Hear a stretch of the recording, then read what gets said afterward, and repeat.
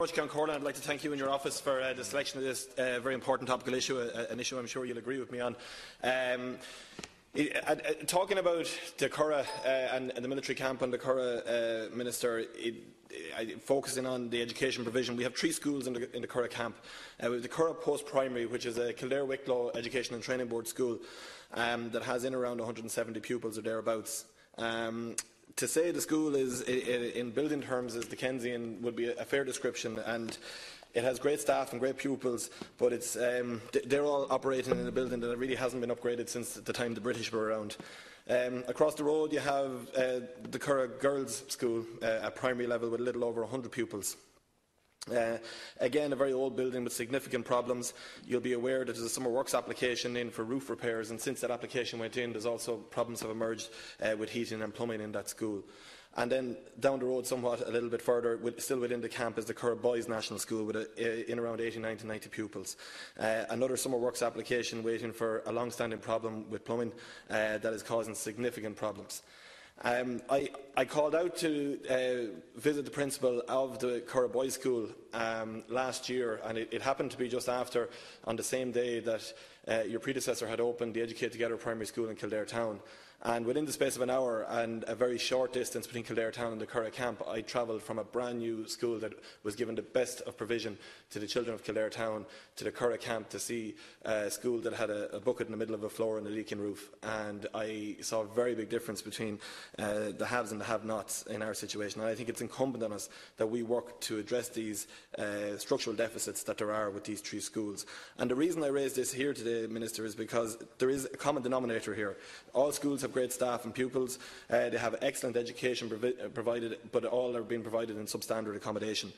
And all are based in the Curragh camp, which comes in within the remit of the Department of Defence. And what I want from the Department of Education, Minister, is to develop a vision for the future for the provision of education in this area. And I want the Department of Education to share my vision of a new school campus at both primary and secondary level on a greenfield site in the Curragh. And I've had initial discussions with Minister for Defence Paul Keogh, my colleague, and flagged with him the deficit that's there and the need for this upgrade. And also, you know, this comes very much in under his area, because there are very ambitious plans for the Curragh camp. We have the Peace and Leadership Institute, which really will be a fantastic development in the coming years, and will see very significant investment by the Department of Defence and the taxpayer into the Curragh camp itself. And the freeing up of the 3 school buildings from that might well suit the Department of Defence and might encourage them to go and offer us a greenfield site somewhere else if they were going to get those buildings back. And the fact of the matter is, you could argue that maybe it's not really appropriate to have school provision in the heart of a military camp. So, Minister, I know it would be much easier to talk to you and your officials about the provision of new school buildings in this area if we had a greenfield site to start with, and I'm asking you to help me and assist in discussions, and that your officials would engage directly with their counterparts in the Department of Defence to talk about these issues and to see if a possible solution could arise. Because to develop school provision at primary and post-primary campus here would address 3 schools that are presently in substandard accommodation, but it also would address very significant capacity issues that you know I've raised with you before for the greater Newbridge area. Thanks, Deputy Minister. To thank Deputy Martin Hayden for raising this issue. I suppose what he has stated there has gone considerably beyond his original proposal, which was about improving in relation to the school facilities in the Curragh area, and my reply, which deals with summer works programmes that have been granted and others that have been put forward, is available to him there. But he has raised a much wider issue. And I suppose it's my understanding that the Department's approach to a proposal like this would be, in the first instance, it would be the patrons that would be in a position of developing such a proposal if a proposal of that nature was to emerge, and no such proposal has been put forward by the patrons at this stage. If it were considering some form of amalgamation at primary level, obviously there would have to be considerable consultation around that if that was the context. In terms of building new schools, my department is obliged not to consider just the individual schools for which the application is made and the enrolment figures and our conditions in those schools, but also the broader context of schools in the area and the available places and so on. So while recognising in broad terms, as I do, that the Deputy represents, and indeed the Ceann Comhairle represents, an area of considerable growing pressure on schools, I haven't seen a proposal from these schools, and my department hasn't had a chance to consider any such campus against the context of other provision and needs in the area. So I suppose I'm not in a position to respond in detail to what the Deputy has put forward. Clearly, if there was a desire by the patrons to put forward such a proposal, our department would discuss them with them against the context of the planning model that we have to apply.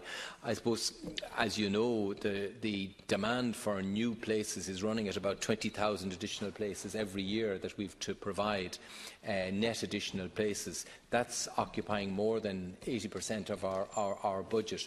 So this does put a lot of constraint on the department in considering any application. It has to be, apply the slide rule of how do we, we have to meet our first responsibilities to make sure there are seats for everyone who wants to attend school. So that does put it under constraint. But there's no doubt if the Deputy wants to develop our feels that there's in the community the interest in developing this a proposal of the sort that he's putting forward, and there is the capacity to do some sort of a swap. I will get my officials to discuss that with the appropriate patrons so that we can consider it in the context of other capital demands. Thank you. Minister. Deputy Hayden.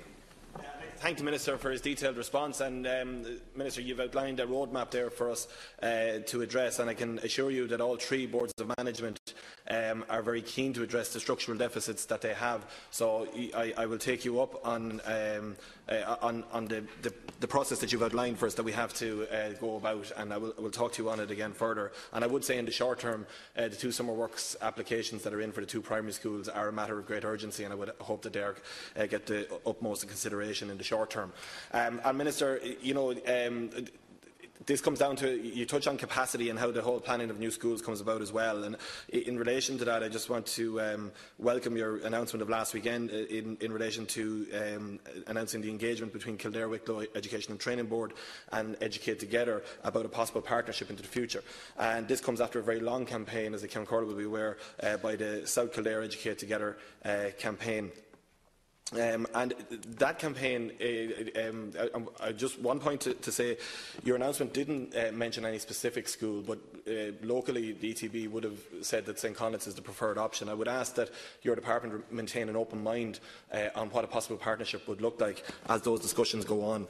But the Educate Together campaign in South Kildare was a two-pronged approach. It was fighting for increased provision of choice in the South Kildare area, which is greatly needed and desired by a number of parents and constituents of mine.